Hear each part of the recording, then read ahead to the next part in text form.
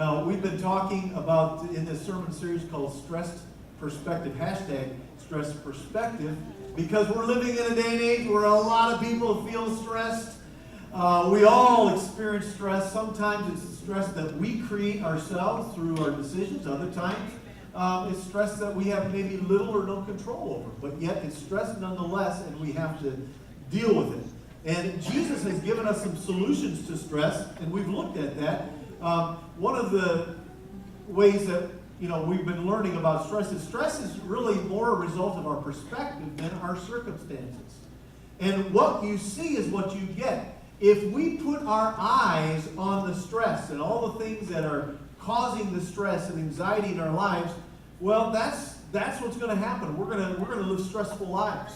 And what Jesus taught us is to take our eyes off the things and put them on the King. Jesus' solution to worry and stress was to seek first the kingdom of God above all else, above all the things.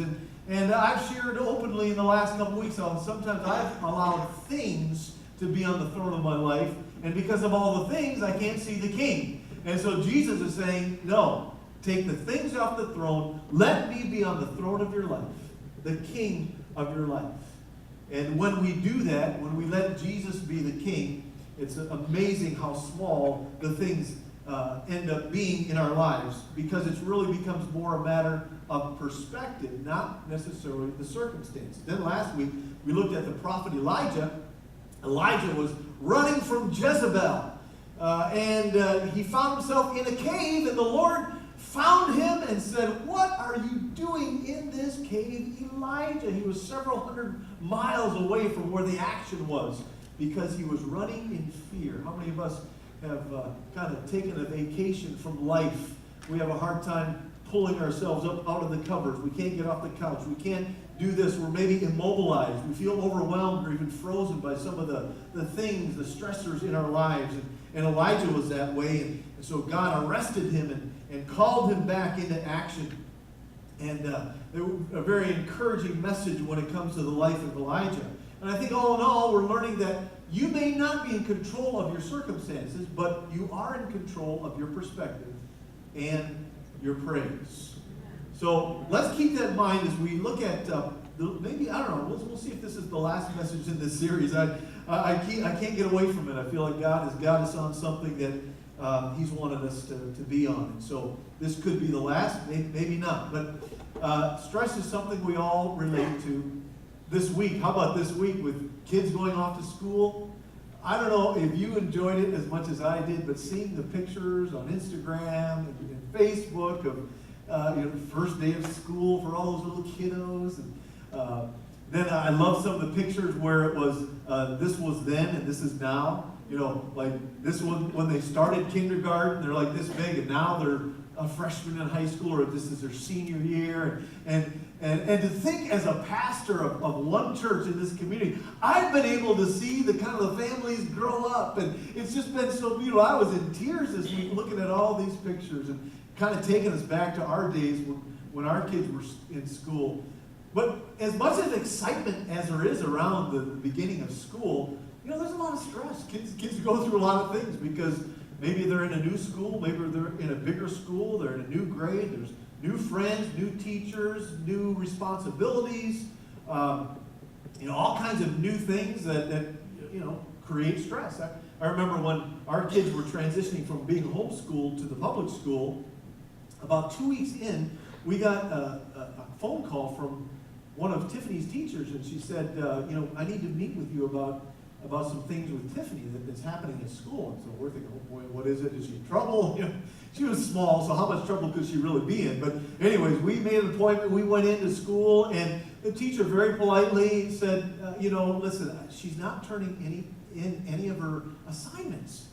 And so we asked Tiffany about it, and it was funny because for the first 2 weeks of school, every time she'd come home from school, we'd say, okay, let's see your homework. Can we help you with your homework? And she's like, I don't have any. I don't have any homework. And it was odd, 2 weeks in, no homework. So come to figure out that what was happening is, being homeschooled, she was used to a lot of supervision. Mom looking over her shoulder, making sure that, things are getting done, and if she needed to, needed more help in one area, she didn't move on. She kind of paced herself. And here she's sitting in the public school now, and 20 some other kids. And when the teacher would put the assignments up on the chalkboard, the students are supposed to write it down in their assignment book. Well, Tiffany wasn't writing it down. She didn't know that she was supposed to write that down, put it. So she was coming home with nothing in her assignment book. All right, and so they notified us to say, and that was just part of the transition from one experience to another set of experiences. We all have that. We all transition, and with transition, there's always stress. You know what it's like. Some of you college students, you're transitioning to a campus away from home. You go to your first class and you get the syllabus, and man, there's all these papers and all these quizzes and exams, and you're thinking, there's no way. There's absolutely no way I can read all those books and do all those papers, and that's only one class, and I've got 5 classes. There's just no way I'm going to do that, and that just adds a layer of stress. Maybe you've got a new roommate. I remember that our niece went away to a Christian university, and she called home after just a few days and told her mom and dad about her roommate. And so her roommate was, they were getting to know each other, and in a very honest moment, her roommate said to her, hey, I just want you to know, by the way, I've struggled with some same-sex attraction, but don't worry, I'll turn my head when you need to change clothes. I mean, our brother and sister-in-law were like, what? What in the world? What? Our daughter's in this supposed to be Christian university, and yet, there's those kind of things, and that just adds stress. It's our first time away from home. And so, there's all kinds of things that just kind of grab us, and those circumstances become so important, and they are important, but oftentimes we keep our eyes on that, and we can't see through those struggles. As parents, you know what it's like. You don't only have your own issues, but you have to there's people in your life that you're in charge of kind of helping to keep their life together. You have a spouse, and definitely he needs your direction. If it wasn't for you, who's going to keep the home together, right? Sometimes that's the way we feel. We have all these responsibilities. Maybe at work you have an employer, and they're expecting you to kind of fill in some of the gaps for his or her weaknesses, and that adds stress and that adds pressure. Maybe you own your own business, and you realize that it's more mouths to feed than just your own family. And so that adds some stress. And not only just those kind of issues, but everything from car issues to too many bill issues to the water heater break issues. And so then there's more relationship issues because now you get a bunch of cold showers. So, it goes from one thing to the next.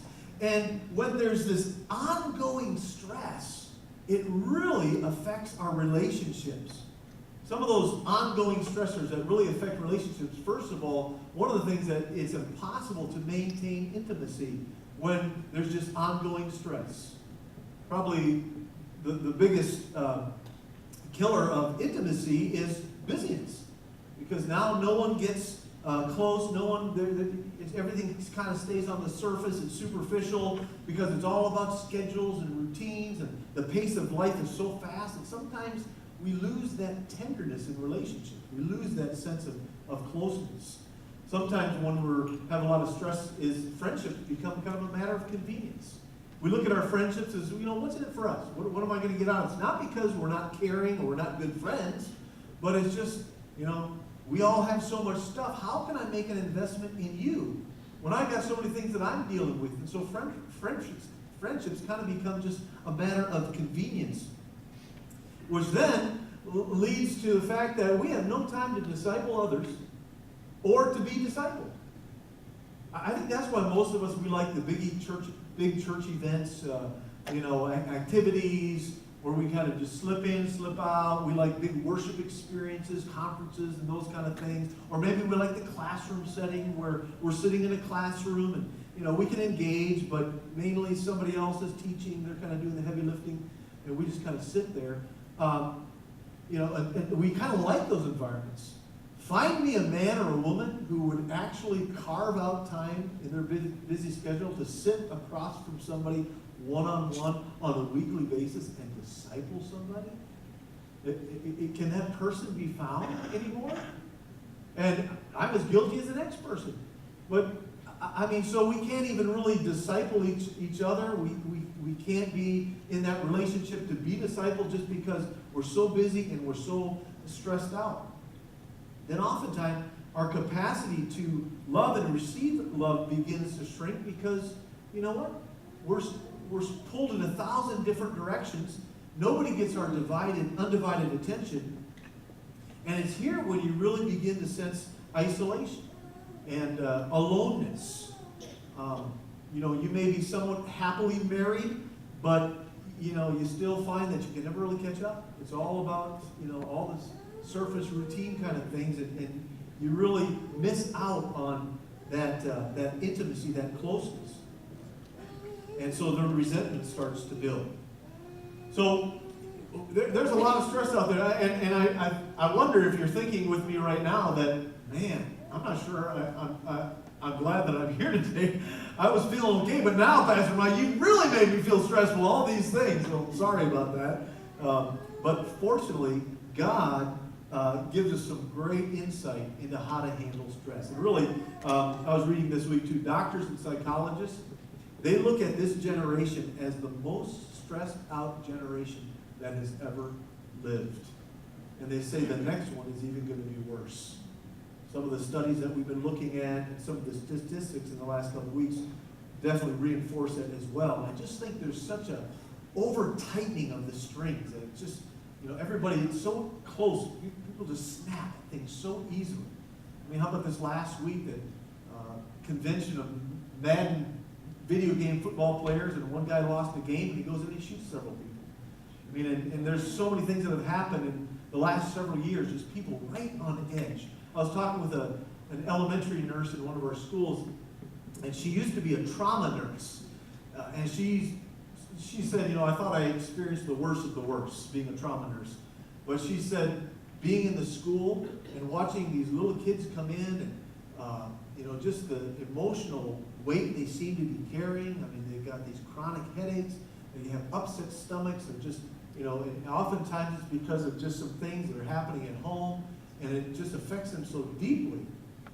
And so, there's a lot of stressors out there. And some of it, let's be honest, some of it we bring on ourselves by some of our decisions that we make.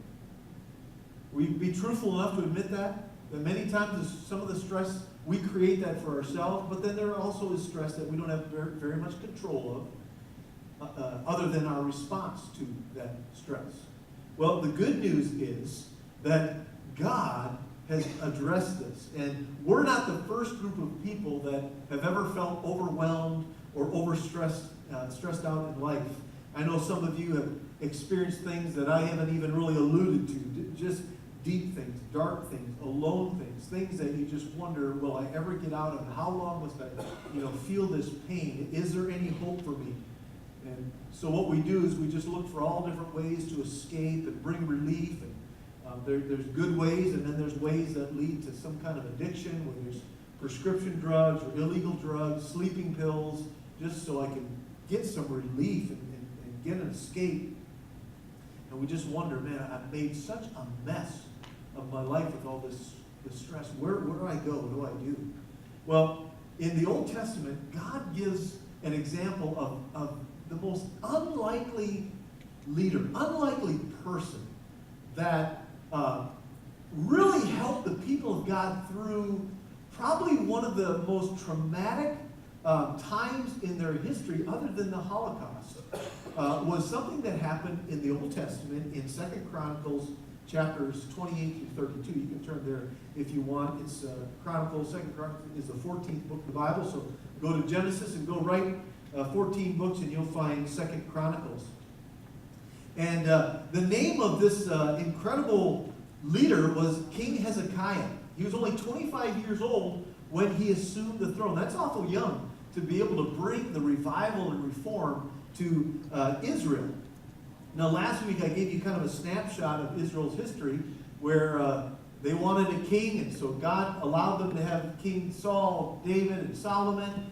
And then all of a sudden the kingdom divided into the northern kingdom and the southern kingdom. These are some of the kings of the northern kingdom, which most of them were evil kings. There's really not a good one in there. And last week we talked about Ahab and, of course, his wife Jezebel. The southern kingdom was a little bit more spiritual, but really not much better. And some of the names of those kings, Jehoshaphat's probably familiar. And then Ahaz, who's one of the characters we're looking at today. And then Hezekiah. He's the one that we want to focus on today, Hezekiah. And then these are some of the prophets that were contemporaries. And Elijah and Elisha we looked at last week. This week, Isaiah was a contemporary of Hezekiah. So Hezekiah, he became king, but the king before him was his father, and his father was Ahaz, and Ahaz led a rebellion. And one of the things that the scriptures say in chapter 28, verse 1 is that Ahaz did not do what was pleasing in God's sight. Other versions say he did evil. He was not a good king. I mean, he took the people of God farther away from God than nearly any other king in the southern kingdom. And some of the things that he did was he formed images, idols for worship of Baal. He also sacrificed his own sons in the fire. Think about that. How far off do you get to where you think that sacrificing your own children is a good idea? I mean, that's how far off they were. Now, I don't know how Hezekiah, which was one of his sons, how he was spared. Scripture really doesn't indicate that. But anyways, Hezekiah was spared. But, I mean, think about how far this culture had devolved to. And Ahaz was a Jewish king. It wasn't like he was some pagan king. He was a Jewish person who became king. And yet, can you see how far off track this king experiment? Because God didn't want them to have kings. God wanted to be their king. But God allowed them to have their own way. Just like McDonald's, you can have it your way. All right? And so this king experience isn't working out very well. So it just keeps devolving. And then Ahaz, he depleted the temple treasury, just kind of, took all the money and gave it to a king that he feared, just kind of buy him off. And literally shut the doors of the Lord's temple. He snuffed out all the lamps that were never supposed to go out. He stopped burning incense and just literally shut the doors. So, I mean, the lights were out, the party was over.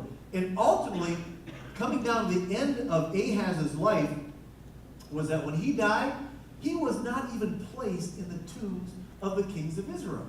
I mean, how bad do you have to be to lose your spot in the family plot, right? Isn't that what we do? We buy cemetery plots for the whole family to rest together, right? And you put the dates on it. Some people haven't even died yet. There's 1910, the question mark, because they'll fill that in later. I mean, some of us, we are like one bad decision from losing our spot in the family plot. Isn't that true?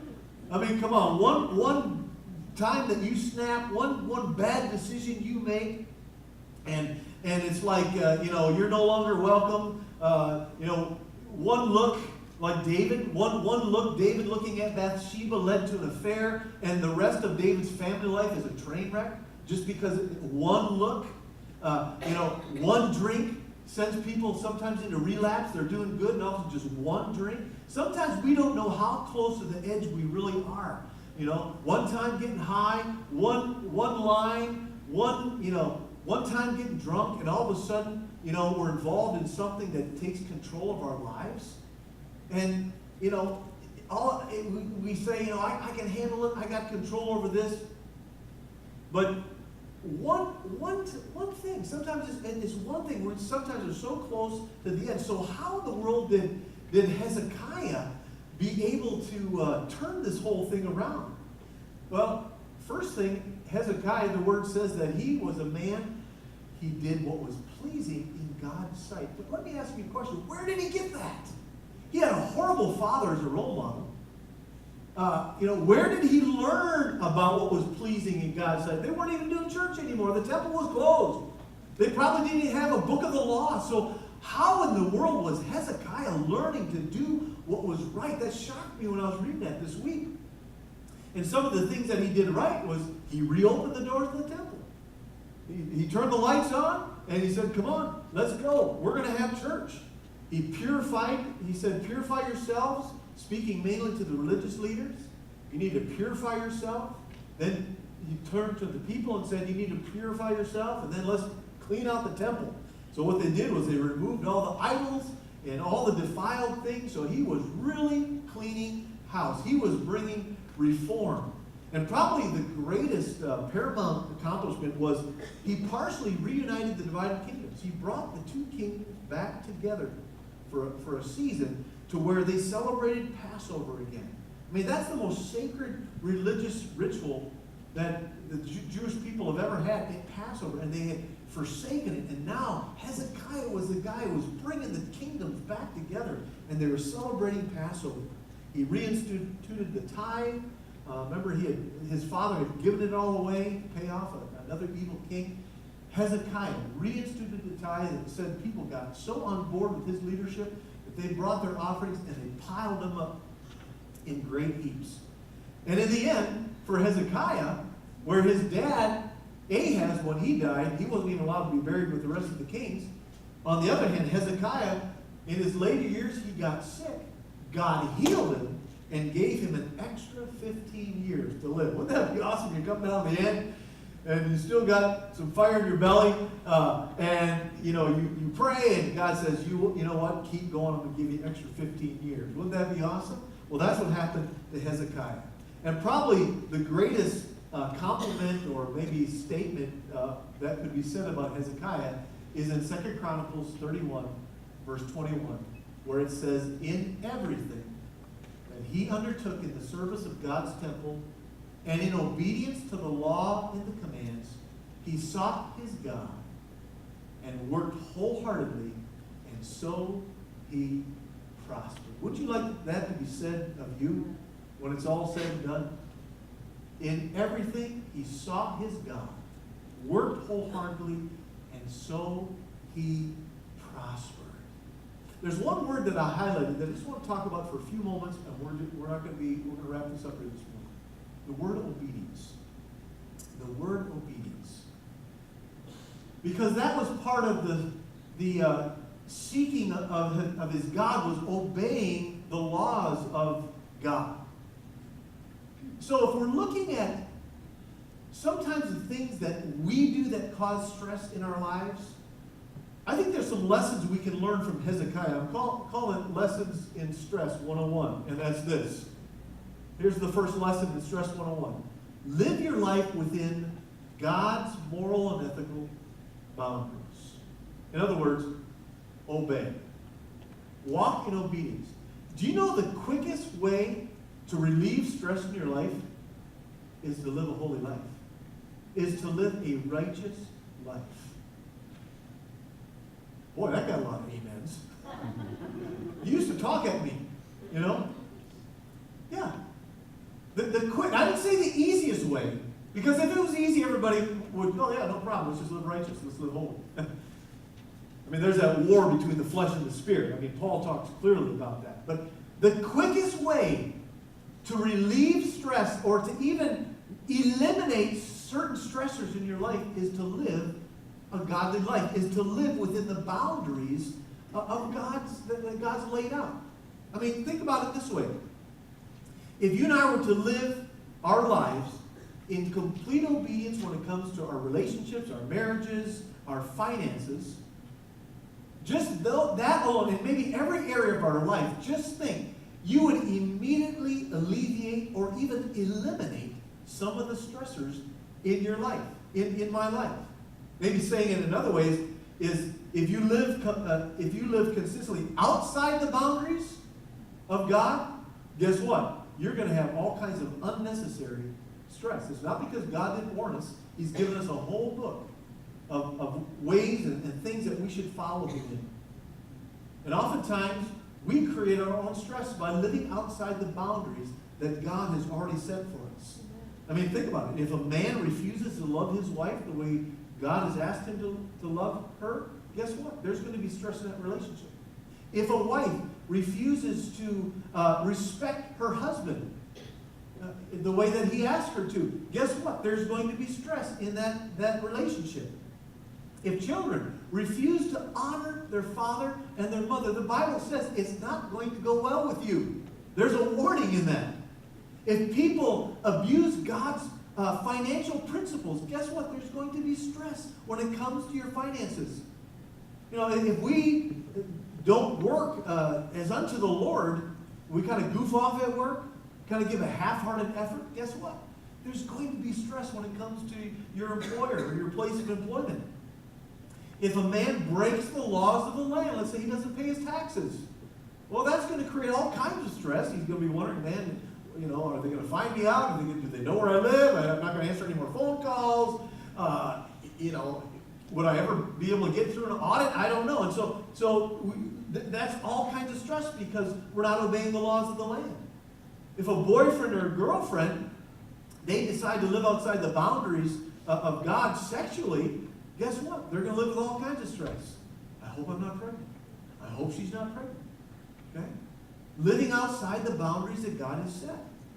If a husband and wife, they're, you know, kind of compromising, flirting around with some kind of other relationship outside of marriage, sending inappropriate texts to somebody of the opposite sex.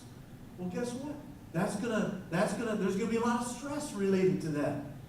Any sinful habit that you or I have is going to create unnecessary stress. In fact, that's what Proverbs 13:15 says. The way of the transgressor, the way of the sinner is what? Is hard, the Bible says. It's just the truth. And so one of the ways, the first lesson in Stress 101, and there's only 2 this morning, is to get our lives within God's boundaries, morally, ethically, and you will immediately peel off a layer of stress. Now, for some of you, that's all you need to hear this morning. That's the thing you need to hear, and you can go home and get busy. Just wait till after the sermon, then you go home. But you're ready. You already know some things that you need to do.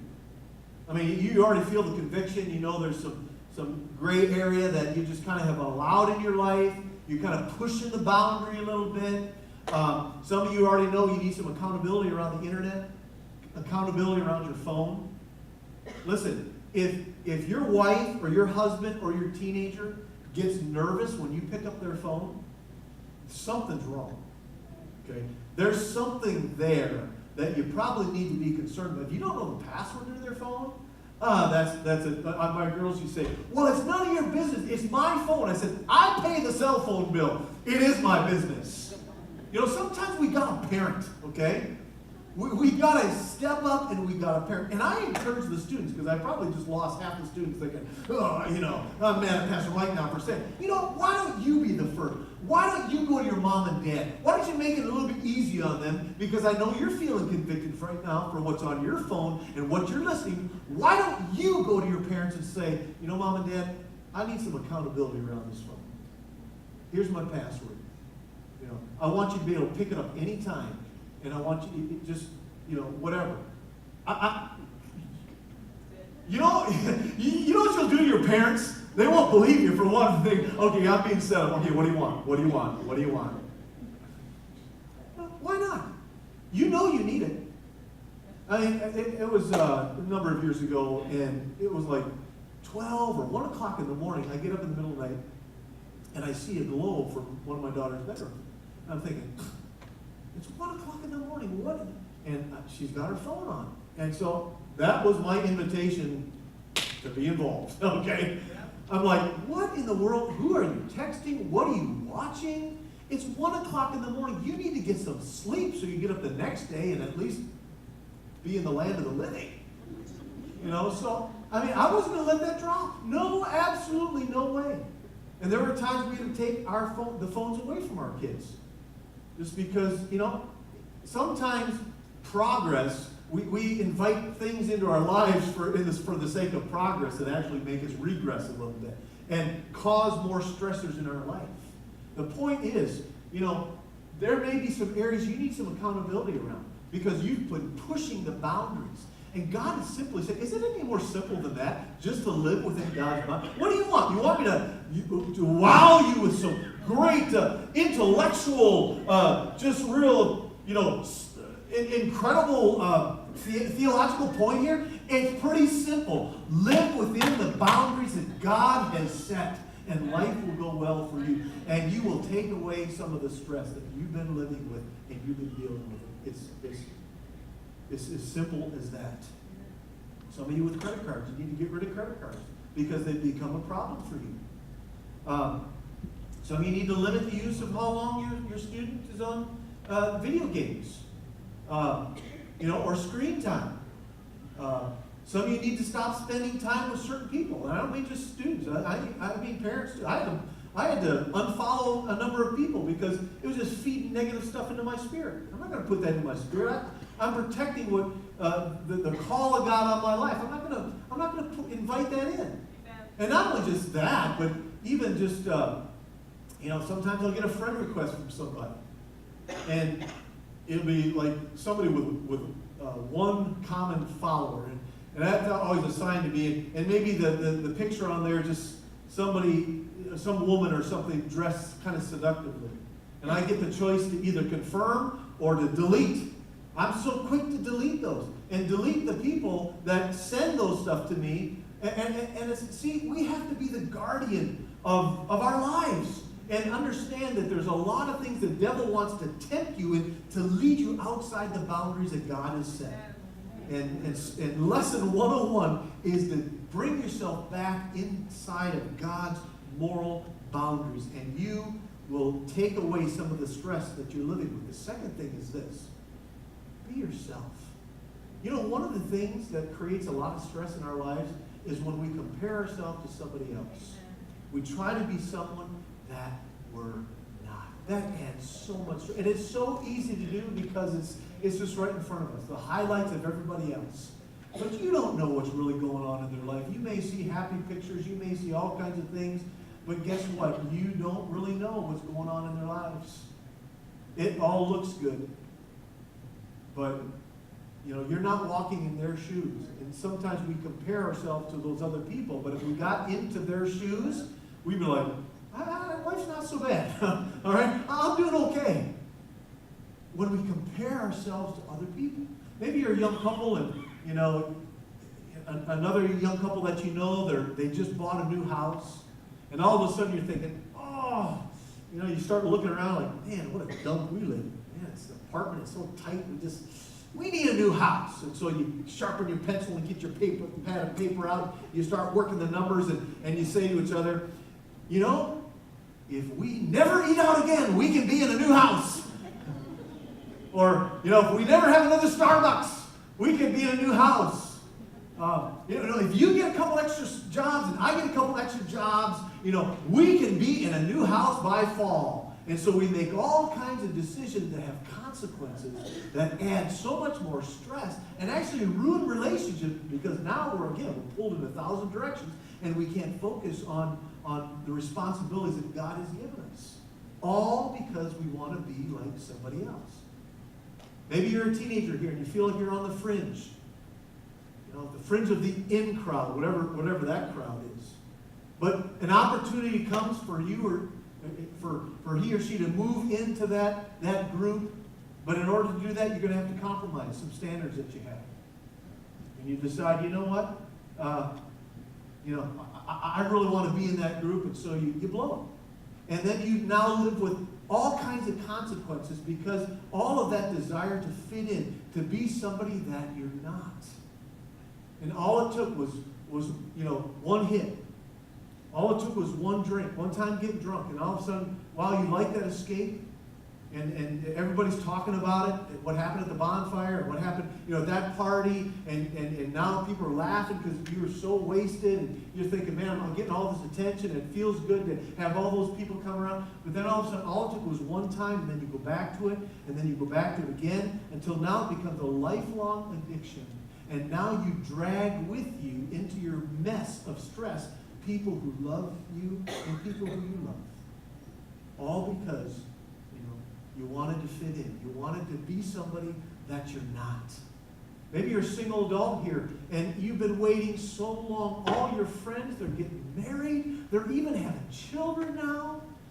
And you're like, God, what is taking so long? You look in the mirror and there's nothing wrong with you. But you're just getting so tired of waiting. You begin to wonder, man, are all these old-fashioned values that I've been holding on, is that what's keeping me from being in sync with society? So you decide, just forget all that stuff You make a decision just so you're not alone. You get involved with somebody and you're just like, oh, you moved ahead of God. You put the thing on the throne. I'm going to go for the thing, and you lose sight of the King, who knows your past, he knows your present, and he knows your future. Learning to trust him in every phase of those life, that he has forgiven me of my past, that he's there with me right now in my present. I got to keep focusing on the King. Right here, I got my eyes on the King. I got my ears open to what you are saying to me. I'm in tune with you, keeping my eyes on the King, and then learning to trust him that he's got my back tomorrow. He knows my future. So why do I need to worry about that? I can just trust him with that. But oftentimes that desire to be somebody that we're not grabs a hold of us and causes us to make decisions that create so much stress in our lives. There was a person in the New Testament, a well-known character named Peter. Peter was one of those kind of guys that he wasn't going to just be an observer. He was a guy that would take action. This is Peter. This is the cut off your ear kind of Peter, right? He wasn't going to stand back and watch, his friend be arrested. In fact, earlier when Jesus was telling his disciples that, hey, listen, I'm going to be beaten, I'm going to be crucified, and Peter's like, no, you're not. No way. I won't let it happen. Jesus said, he spoke to the spirit behind Peter, said, get away from me, Satan. You don't have the things of God in mind. That Peter. That's the Peter I'm talking about. Kind of impetuous, a little bit stubborn, a little bit outspoken. When Jesus said, all of you, you're going to fall away. Peter's like, no, not me. If everybody else forsakes you, I will never forsake you. And then, of course, he denies even knowing Jesus. That Peter. Well, Peter was that kind of person. But what he writes in 1 Peter, a verse I just want to show as we bring this to a close here this morning. Peter, by this time that he's writing this is decades after Jesus, he's kind of mellowed out a little bit. He's grown up a little bit. He's gotten a little bit more mature. This isn't the Peter that walked with Jesus. This is the Peter that walked through some persecution and suffering. And he's talking to a church that is being persecuted. They're going through some stress. And Peter says these very wise words. He says this. This is what you need to do, church. Humble yourselves under the mighty power of God. What does it mean to humble yourself? It means to obey. Humble yourself means you're going to obey. Put yourselves under God's mighty power. Can you see the visual again? With Jesus as the king, seek first the kingdom of God. Peter's saying, I didn't do that. I used to want to be here because I was in charge. I was in control. And some of us, we do that. We make a rash decision. And we take matters into our own hands. And we make certain decisions that have all kinds of consequences. Peter's like, no. That's not the way, church. You need to lower yourself. You need to humble yourself. Let him be the king. Humble yourself under God's mighty hand, under his plan for your life. Because again, he knows the past, he knows the present, and he knows the future. Humble yourself. Humble yourself. And he says at the right time, he will lift you up in honor. At the right time, he will lift you up. Do you know that God is as interested in your potential as you are? Probably more so. And so he knows the right time for you. This passage would almost indicate that God wants to limit you a little bit. Humble yourself under God. Don't go out and just stop. Humble yourself. Okay? But he knows that we get impatient. He knows that, we start looking around. They're finally into their career. They're making a salary instead of hourly. They got this house. They're driving this kind of car. They've got this and that. And we begin to think, well, time's wasting. And so we just strike out and we make decisions. We take matters into our own hands. Make decisions with consequences that compound the layers of stress. Peter is saying, listen, at the right time, maybe your version says, in due time, he will lift you up. Now, that's the part we don't like, at the right time. In due time. We don't like that part because we know what we want, and what we want it now. Isn't that the way we live life? You know, I mean, what we want it now. I mean, we could all probably give a funny story, and maybe not so funny, as to times where we kind of got out ahead a little bit. We made a decision, and you know, that maybe we wish we would have taken a little bit more time. Maybe an investment that we made, maybe a relationship that we got into, where we just went out ahead of God. We didn't listen to people's advice, and we weren't able to humble ourselves under God's mighty hand and trust Him with the future. So Peter's saying, listen, you're under persecution, humble yourself. God knows what He's doing. And at the right time, look at the contrast. You humble yourself, you get low, and in time, He will lift you up. He will raise you up. But there's also things that happen to us, the stressors in life, that we don't ask for, that really maybe happen to us. Maybe we're victimized. Maybe something was unfair, and it's some of those stressors that we can't control. What do you do with that stuff? Peter answers it in the next verse. He says this: give all your worries and cares to God. I love the translation that says cast. Cast all your worries, all your cares, all your anxiety. I think of cast as like a big old dump truck. You got all this stuff that you've been hauling around. What this means is back up the truck, release the gate, pull the lever, and just dump it. Back up the truck and dump it. Just cast off. Get rid of it. You were never designed to carry all of that. The guilt, the things that you've been carrying, cast it all. Where do we cast it? Do we cast it on to our spouse? Do we dump it on others around us? Do we put a poll out there on Facebook? Do we kind of dump it out on Facebook world and just see, what people say? No. Cast it upon the Lord, because He knows and He cares. And if you have a habit of just dumping all your stuff, continually casting all your stuff on other people, you're going to wear them out. You are going to wear them out.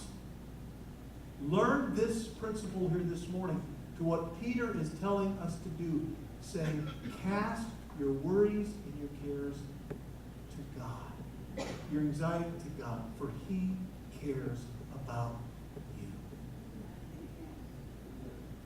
There are things that we can't control. So what we do when there's nothing we can do about it, we give it to God. We cast that anxiety upon the Lord. I think of the statement that was made about Hezekiah. She came down to the end of his life. This week when I was reading, I thought, man, that would be a great epitaph. That would be a great thing on a gravestone. Wouldn't it be great that at the end of your life, your wife, your children, your grandchildren, people you know would be able to say this, that in everything, not just when he was in crisis, not when somebody died or somebody was sick or there was legal problems or there were marriage breaking up, not that, but in everything he sought the Lord. And not only did he seek the Lord, but he worked. He worked wholeheartedly. He wasn't lazy. He knew that that salvation was a free gift, but we have to work out our salvation. There are things, being a disciple means you're a disciplined one, you're a student. There are spiritual principles that are being developed. You're working out in your life. That you're not just viewing, well, I hope I get it. I hope my good outweighs my bad. Are you kidding me? Remove all doubt for those that will come after you, so that they'll say, in everything, he sought the Lord. You know what the solution to worry really is? Those 4 words. He sought his God. You can't go wrong with that. You can seek a lot of things. You can look at a lot of different areas. You can look for help and relief in all kinds of areas. But this is the one that will not disappoint you. He sought his God, and he worked. There was accountability. He put his life out there. You know, he went to Wednesday night classes. He wasn't just a pew sitter. He worked. When his marriage was falling apart, he went and got some help. When his finances were falling apart, he got some accountability around his finances and took some advice. He wasn't so stubborn that, he just kept doing the same thing. He worked. She worked.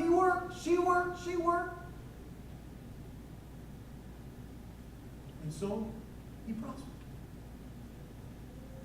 It's really a simple formula. But it's more than that. It's the truth of God's Word. Amen. So, honey, mark my words. If I go before you, that's it right there. But more than just a pithy statement, I want it to be such a reality that there's no question. There is absolutely no question. Now I'm with my church people. That's the easy part. I can look good in front of you.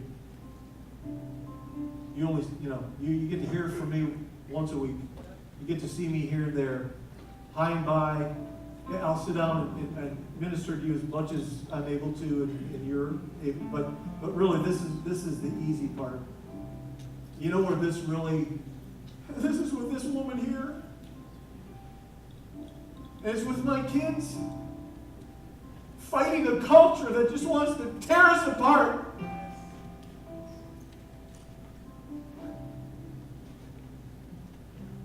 That's what I once said to me. And I'm not going to wait till I die. I'm going to stay committed and invested right now. Amen. For the rest of my life. Are you with me on that? Would you make that kind of commitment? Learn to cast your cares on the Lord. Don't be like somebody else.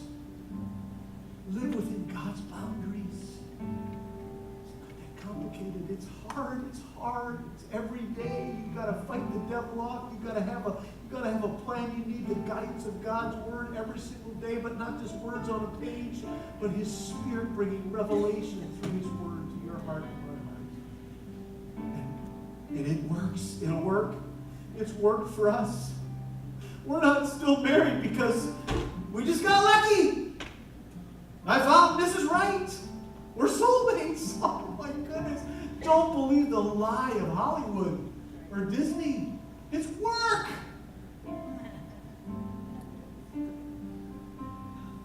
And it's getting your head out of the sand kind of parenting that says, I don't know how to fix this behavior, but let's talk about the attitude behind it. Let's at least talk about it. Wow. Are you with me today? I think you are. I sense in my spirit that for some of you, this is what you needed to hear. A calling back to get within God's boundaries again. Not to limit us because He loves us. And He knows what's good and He knows what God is. Would you bow your heads here this morning?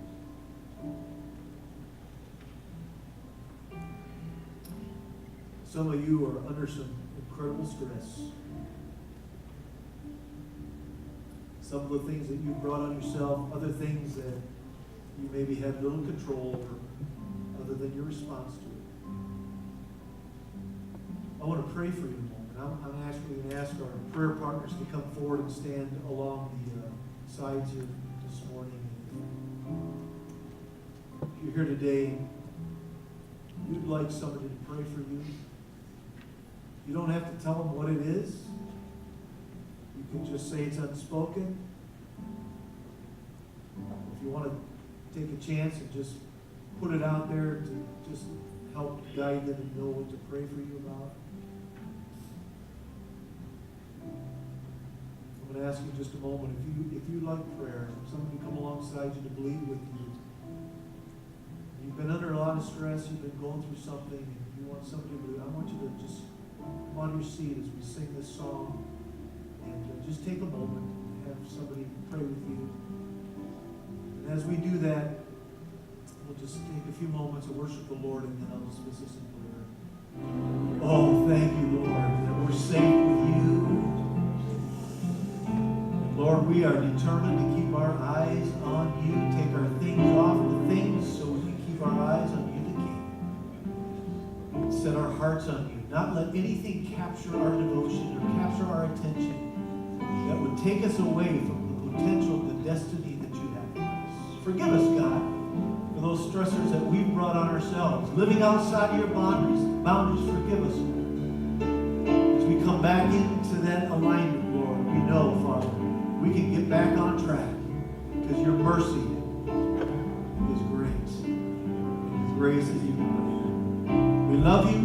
May we have a powerful week walking in your name. In Jesus' name we pray. Amen. Amen. God bless you.